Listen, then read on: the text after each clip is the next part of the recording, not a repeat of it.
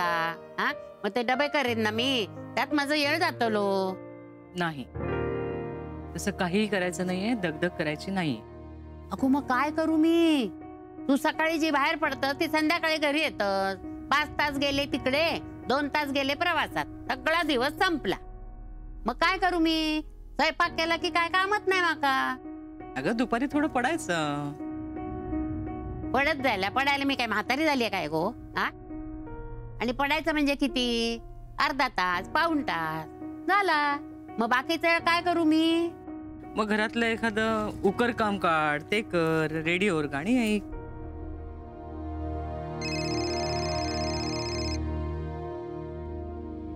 कोणाचं? गौरीचा फोन आहे. Hello Gauri. Hello आई, कशी आहेस बाळा? मी मजेत आहे. मी फोन यासाठी केला होता की आज आहे ना दादीजी आणि बाबूजींचा उपवास आहे. तर मी असं ठरवलं की मी सगळ्यांसाठीच साबुदाण्याची खिचडी बनवते. तर मला आठवत नाही की दाण्याचं कूट किती घालायचं आहे. साबुदाण्याची खिचडी बनवायची, दादींसाठी बनवायची. हा, कशी आहेस गो माझी बर्फी? मी मजेत आहे आजी, तू कशी आहेस?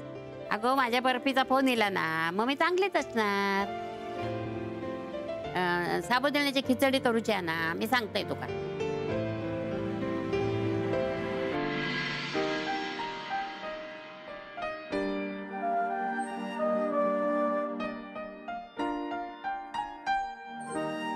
हो आजी, तेवढं आठवतंय मला.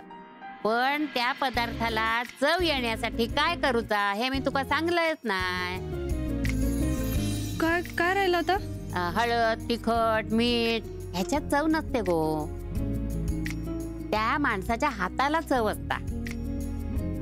हा, आणि काय गो, त्या मोरीच्या तेलाची तुका सवय झाली काय गो, का अजून वास येतो तुका? नाही अगं, म्हणजे इथे सगळे पदार्थ आता शुद्ध तुपातच बनवतात, त्यामुळे त्रासच होत नाही. ह्या बरा झाला. आणि मी बोलत काय बसले तुझ्याशी, मला खूप उशीर झालाय. मी दुपारी फोन करते तुला. हा, बाय बाय. चला, आज माझ्या नातीच्या हातची खिचडी खाऊन ते हम्मा आणि दादी पोट चाटतील की नाही बघ. हम्मा नाही, अम्मा. अगो ताजता म्हणजे शिंग उगारताना ते हम्मा आणि सासूरवास करता ती अम्मा. आई अगं असाच गमतीत बोललंय. आई, चला पण बरं झालं अम्मानी स्वतःहून तिला काहीतरी करायला सांगितलंय. म्हणजे गौरीच्या बाबतीत जरा निवडलेल्या वाटतात मला. आपल्याकडची खिचडी करायला सांगितली, छान आहे. माझी गौरी हाच तशी गुणाची, माहितीये, कुणाचंही मन जिंकतात ती. अगो म्हणतात ना, म्हणून मराठी माणूस मन आणि जग दोन्ही जिंकत. आता माझी गौरी बनारसवाल्यांची सगळ्यांची मन जिंकता का नाही ते बघ.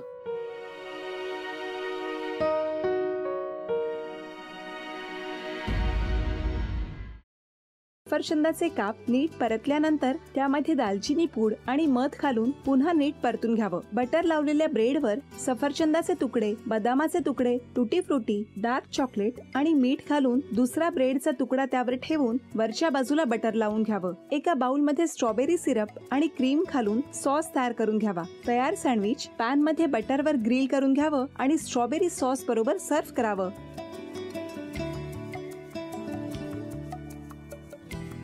हे जेव्हा बोलत होते तेव्हा मी बघत होतो की या दोघांनी स्वतःचा संसार उभा केलाच, पण स्वतःच्या संसाराबरोबर अनेकांच्या आयुष्यात आनंद निर्माण केला. तो आनंद महत्त्वाचा. हसत राहा, आनंदी राहा असं म्हणत शुभेच्छा देऊया. आणि ही झी मराठीकडून भेटवस्तू डेव्हिड तुमच्यासाठी. अभिनंदन. आणि वहिनींना तथास्तू पुणे यांच्याकडून ही पैठणी. अभिनंदन.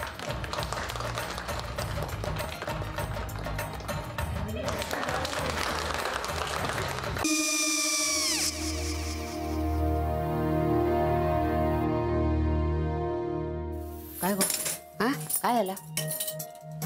काय झालं? काय आले, मी निकाल लावून आली. हो, पण तिची आईच काय बोलली? तिला वाटलं का सगळ्या निशाने आपल्या चुका कबूल केल्या का? आई, मी चांगलं सुनावून आली आहे. त्या तिची बाजू घेत होत्या, पण मी लक्ष दिलं नाहीये. खूप झालं आता. चांगुलपणा खूप झाला. मऊ दिसलं ना की कोपऱ्याने खणतात ना माणसं, ते असं.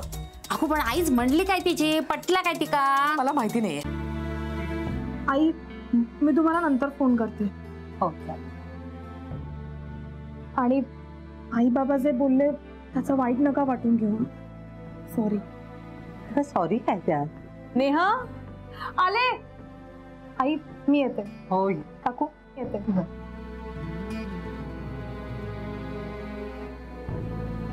सावकाश जाग. हो हो.